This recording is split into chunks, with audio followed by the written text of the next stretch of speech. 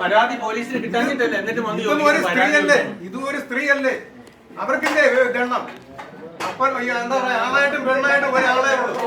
ഈ വയസ്സുകാലത്ത് ഇനി നോക്കേണ്ടത് അവരാ.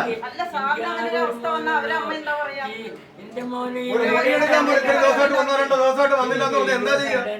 എന്റെ കുട്ടി ഇത് ചെയ്തത് എനിക്ക് ഉറപ്പാണ്.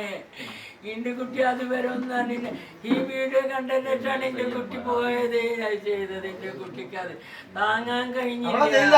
ഒരു മാറ്റമല്ല, അവിടെ ജയിലിൽ പോയിരിക്കും, നിയമപരമായിട്ട് ശിക്ഷിച്ചിരിക്കും. ശിക്ഷിച്ചില്ലെങ്കിൽ നിയമം ഞങ്ങളുടെ കയ്യിലെടുക്കും. അതന്നെ നടക്കണം.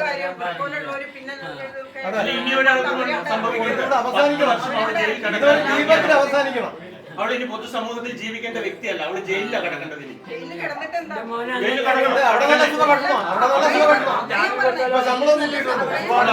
അവിടെ കടന്ന് റീൽ ചെയ്യട്ടെ.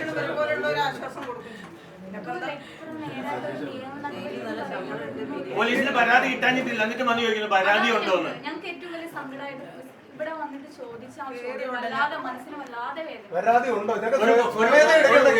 പോലീസ് ഓഫീസർ പരാതി ഉണ്ടോന്ന് അങ്ങനെയാണ് ചോദിക്കേണ്ടത്. ഒരു പോലീസ് ഓഫീസർ പരാതി ഉണ്ടോന്ന്.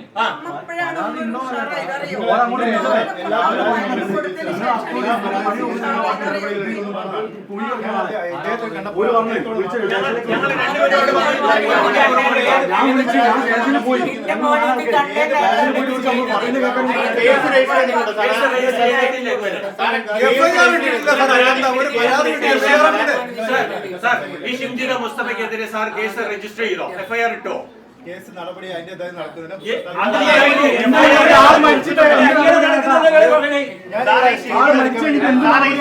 മുസ്തഫിന്റെ പേര് ഇതിൽ മെൻഷൻ ചെയ്തിട്ടുണ്ടോ? ഞങ്ങൾക്ക് അറിയണോ?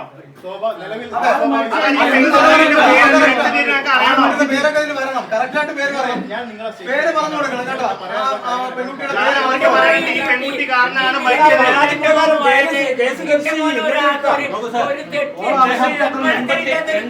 വയസ്സുള്ള ഒരു വയോധികനാണിത്. 83 വയസ്സ്. പരാതി സമൂഹം എങ്ങനെയാ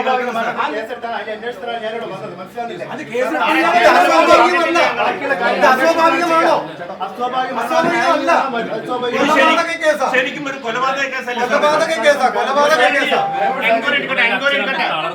തളർന്നിരിക്കുകയാണ്. ആ സമയത്ത് വന്നിരിക്കുകയാണ് പരാതി ഉണ്ടോ?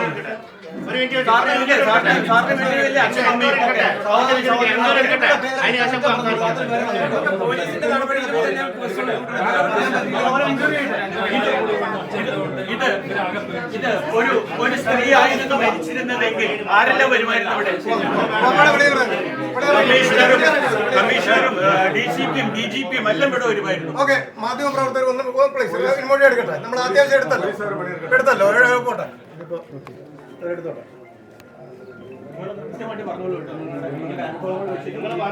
ബാക്കി ഞങ്ങൾ അറസ്റ്റ് ചെയ്യാതെ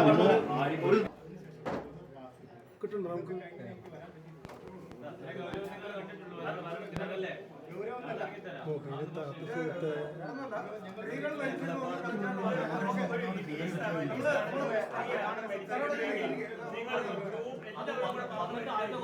പരാതി